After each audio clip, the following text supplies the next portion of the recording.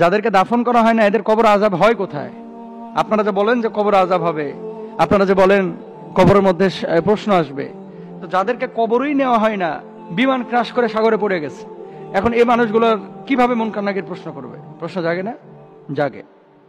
এটার জবাব কি দেখেন, আসলে কবরের সুখ বা শাস্তির বিষয়টা সম্পূর্ণ অদৃশ্যের বিষয়। জ্ঞান বিজ্ঞান কিংবা যুক্তি দিয়ে আপনি কবরের জগৎকে ফিল করতে পারবেন না, অনুভব করতে পারবেন না। তো কিভাবে অনুভব করবেন? আল্লাযীনা ইউমিনুনা বিল গায়ব। আর ঈমানের পরিচয় কি? যে অদৃশ্যের প্রতি আপনি বিশ্বাস স্থাপন করবেন। আল্লাহর প্রতি যে ঈমান এনেছেন, আল্লাহরে দেখছেন, আপনি দেখেন না, আমিও দেখি নাই, চর্মচক্ষু দিয়ে আমার আল্লাহকে দেখা সম্ভব না, তা আপনি আল্লাহর প্রতি ঈমান এনেছেন না। বাতাস আপনি দেখেছেন, ধরা যায়, ছোঁয়া যায়, বিশ্বাস করেন না যে বাতাস বলে কিছু আছে। সূর্যের আলো দেখতে পাচ্ছেন, ধরতে পাচ্ছেন না, ফিল করতে পারতেছেন, অনুভব করতে পারতেছেন, কিন্তু আকার আকৃতি দিয়ে বুঝতে পারতেছেন না। কবরের জিন্দেগির যে বিষয়টা, এই বিষয়টা হচ্ছে টোটালি একটা অদৃশ্যের বিষয়। ইসলামী শরিয়ায় মানুষ মারা যাওয়ার পরে যে বিষয়টি বলা হয়েছে যে তার রূহটা আসলে কবরে থাকে না, তার রূহটা দুনিয়াতেও থাকে না। তার রূহটা থাকে কোথায়?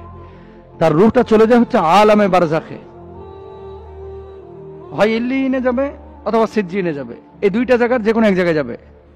জাহান্নামী হলে এক পরিবেশে যাবে, জান্নাতি হলে আরেক পরিবেশে যাবে। মানুষের মূলত আযাব বা প্রশ্নের বিষয়টা হচ্ছে তার রুহের সাথে, তার বডির সাথে না। দেখেন, এই বডিটা ততক্ষণ পর্যন্ত দাম আছে, মূল্য আছে, যতক্ষণ পর্যন্ত রুহ নামক পাখিটা আপনার এই বডি নামক খাঁচার মধ্যে আছে। যেদিন আপনার রুহটা বডি থেকে আলাদা হয়ে যাবে, সেদিন এই বডিতে আঘাত করলে ব্যথা পাবেন না। প্রমাণ নেন, আরেকটু সহজ করে বলি। অপারেশনের সময় ডাক্তাররা যে কাটাছেড়া করে, ইনজেকশন দিয়ে ওই জায়গাটাকে অবশ করে, এরপরে কাইটা চুরমার করে ফেলাইতেছে, আপনি টেরও পাচ্ছেন না। তার মানে রুহের সংযোগটা ওখান থেকে বিচ্ছিন্ন হয়ে গেছে সাময়িকভাবে। এই জন্য আপনি ব্যথা অনুভূত হচ্ছে, মানে আপনার ব্যথা অনুভূত হচ্ছে না। তা আল্লাহ সুবহানাহু ওয়া তাআলা কবরের জিন্দেগির যে সিচুয়েশনটা, পরীক্ষা, প্রশ্ন, মুনকার নাকিরের আশা, কবর আযাব, এটা মূলত অদৃশ্যের বিষয় এবং এটা আলামে বারজাখের বিষয়, যেখানে আপনার রুহটা যায়, সে রুহের সাথে সম্পৃক্ত একটা বিষয়। তাহলে এখন হিন্দু যদি মারা যায়, সেও তো আল্লাহর কাছে প্রশ্নের সম্মুখীন হবে। খ্রিস্টান যদি মারা যায়, সেও হবে। বিমান ক্র্যাশ করে কেউ যদি সাগরে পড়ে মারা যায়, সেও হবে। তো তার রূহটা কোথায় যায়? আল্লাহর কাছে ফিরে যায়। আল্লাহর কাছে ফিরে যায়। আল্লাহ বলছেন না যে মিনহা খলাকনাকুম ওয়া ফিহা নুঈদুকুম ওয়া মিনহা নুখরিজুকুম তারাতান উখরা। তো আল্লাহর কাছে যখন যাবে, ওই রূহের উপরে অত্যাচার হবে, ওই রূহের উপরে জুলুম, আযাব হবে, ওই রূহের উপরে শাস্তি হবে, ওই রূহকে প্রশ্ন করা হবে, ওই রূহের আপনার যে পরিবেশ থাকবে, সিচুয়েশন বা যে মাকান থাকবে, সেখানে তাকে সে প্রশ্নগুলো করা হবে। আর কবরের জিন্দেগিতে আযাবটা কবরের মধ্যে কিভাবে হয়? 70 গজ মাটির নিচে তাকে দাবিয়ে দেওয়া হবে, দুই পাশে মাটির দিয়ে তাকে চাপ দেওয়া হবে। এই সমস্ত বিষয়গুলো কি কাইফিয়তে হবে, এটা আল্লাহ ছাড়া আপনি আমি কেউ জানি না।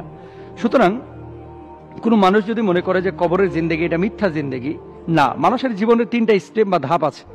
1 নম্বর হচ্ছে জন্মের আগের, আরেকটা হচ্ছে জন্মের পরের, এই দুনিয়ার জিন্দেগি, আরেকটা হচ্ছে কবরের জিন্দেগি, কবরের পরে আখিরাতের জিন্দেগি। বুঝতে পেরেছেন নিশ্চয়?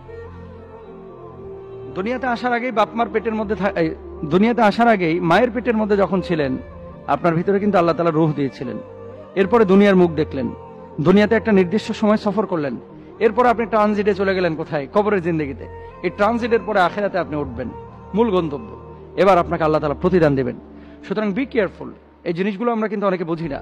কবরের আযাবকে আমরা মিথ্যা মনে করি না। কবরের আযাব যদি আপনি বিশ্বাস না করেন, আপনার ঈমানে ঝামেলা হয়ে যাবে।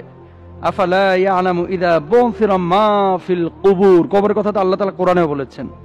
আল্লাহ তাআলা আমাদের সবাইকে বোঝার তৌফিক দান করুন। কবরে যাওয়ার সামানা নিয়ে কবরে যাওয়ার তৌফিক দান করুন। আমিন।